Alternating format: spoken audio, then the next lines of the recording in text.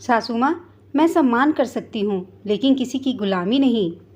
Mummy जी, आपको आपके बेटे की शादी मुझ जैसी लड़की से नहीं करनी चाहिए थी। स्निग्धा ने अपनी सास तेजस्वरी जी की तरफ देखते हुए कहा।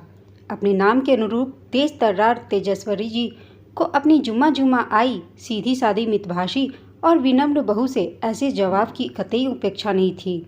स्निग्धा की शादी तेजस्वरी जी के इकलौते बेटे अमरीश के साथ 6 माह पूर्व ही हुई थी। रिश्तेदारी में किसी एक शादी में तेजस्वरी जी ने स्निग्धा को देखा था और स्निग्धा उन्हें देखते ही अपने बेटे अमरीश के लिए पसंद आ गई थी। स्निग्धा की सादगी और शांत स्वभाव उन्हें भा गया था। स्निग्धा ने सलवार सूट पहना हुआ था और मेकअप के नाम पर सिर्फ काजल लगा रखा था। स्निग्धा पूरी शादी में सबसे अलग नजर आ रही थी। वह अपनी दादी माँ के लिए अलग अलग स्टॉल पर जाकर खाने पीने की चीज़ें ला रही थी और जिस धैर्य के साथ वह अपनी दादी को चेयर के पास खड़ी थी, उसी के आधार पर अपने अनुभव से तेजस्वरी जी को उनके तेज तर्रार स्वभाव के साथ एडजस्ट करने के लिए स्निग्धा एकदम परफेक्ट लगी थी। तेजस्वरी जी के पति मोहन जी बैंक के नौकरी से सेवानिवृत्त हो चुके थे और उन्हें एक अच्छी खासी पेंशन मिल रही थी। अमरीश से बड़ी बहन काया की शादी हो चुकी थी। तेजस्वरी जी ने शहर में अच्छा खासा बड़ा सा घर, क्या कोठी बनवा रखा था। अमरीश भी बैंक में अधिकारी था। अच्छा खाता पीता परिवार था और अमरीश पर किसी प्रकार की कोई जिम्मेदारी नहीं थी। कुल मिलाकर अमरीश एक परफेक्ट मैरिज मटेरियल था।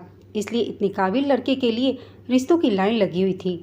लेकिन तेजस्वरी जी ऐसी लड़की की तलाश में थी जिसके आने से उनकी सत्ता में कोई परिवर्तन ना हो।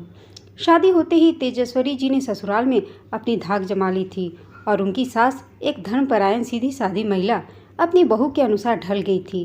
तेजस्वरी जी इसका पूरा श्रेय अपनी योग्यता को देती थीं। उनका मानना था कि उनके जैसा बढ़िया घर परिवार कोई नहीं चला सकता, इसलिए उनकी सास ने उनके काम में कभी कोई दखल नहीं दिया।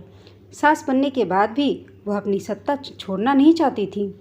उनके पति मोहन जी अपनी माँ और पत्नी दोनों के ही पचरों से दूर रहते थे, या यूं कहे कि उदासीन थे। फिर उनकी माँ अपने बेटे से बहू की कभी कोई शिकायत भी नहीं करती थी। तेजस्वरी जी की पसंद पर मोहन जी और अमरीश दोनों ने ही मुहर लगा दी थी। स्निग्धा के माता पिता को इस रिश्ते में कभी कोई नज़र नहीं आई। दोनों पक्षों की सहमति मानते हुए उनके कहे अनुसार सारा काम हो गया। स्निग्धा की खामोशी को तेजस्वरी जी की ने उसकी मूर्खता समझने लगी।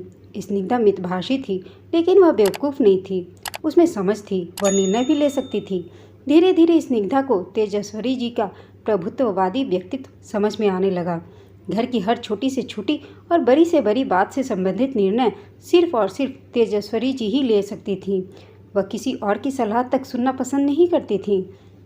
स्निग्धा के खाने पीने से लेकर कपड़े पहनने तक के निर्णय तेजस्वरी जी लेने लगी थी।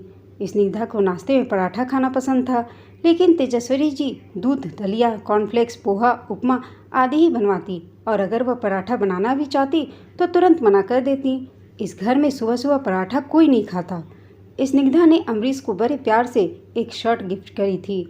अमरीश एक दिन ऑफिस में जब वह शर्ट पहनकर जाने लगा तो तेजस्वरी जी ने उसे टोक दिया और कहा, ऐसे ब्राइट कलर पहनकर ऑफिस जाओगे क्या? पर अमरीश ने दबे लफ्जों में कहा कि यह शर्ट उसने स्निग्धा ने उपहार में दी है। तभी तेजस्वरी जी ने कहा, उससे क्या फ़र्क पड़ता है? स्निग्धा को इस बात की समझ कहाँ कि ऑफिस में क्या पहनकर जाना है और क्या नहीं। अमरीश शर्ट बदलकर ऑफिस चला गया था और स्निग्धा यह सब चुपचाप देख रही थी। लेकिन आज स्निग्धा से और चुप नहीं रहा गया। उसने कहा, मम्मी जी, आपको आपके बेटे की शादी लड़की से नहीं करनी चाहिए थी। स्निग्धा के कहने पर तेजस्वरी जी ने कहा, क्या मतलब? लड़की से नहीं तो किससे करती? और शादी के 6 महीने बाद तुम ये क्या कह रही हो? तेजस्वरी जी ने डांटते हुए कहा। स्निग्धा, मम्मी जी, तेज बोलने से कोई समझदार नहीं हो जाता और कम बोलने वाले बेवकूफ़ नहीं होते। आपको अपने बेटे की शादी चाबी भरने वाली गुड़िया से करनी चाहिए थी या जादुई चिराग से करनी चाहिए थी और सबका नियंत्रण आपको अपने हाथ में रखना चाहिए था। जीती जाती लड़की में दिल और दिमाग दोनों होता है। आप चाहती हैं कि आपके घर में किसी और का दिमाग कभी इस्तेमाल ही ना हो। मैं अपना सम्मान कर सकती हूँ, लेकिन आपके गुलामी नहीं कर सकती।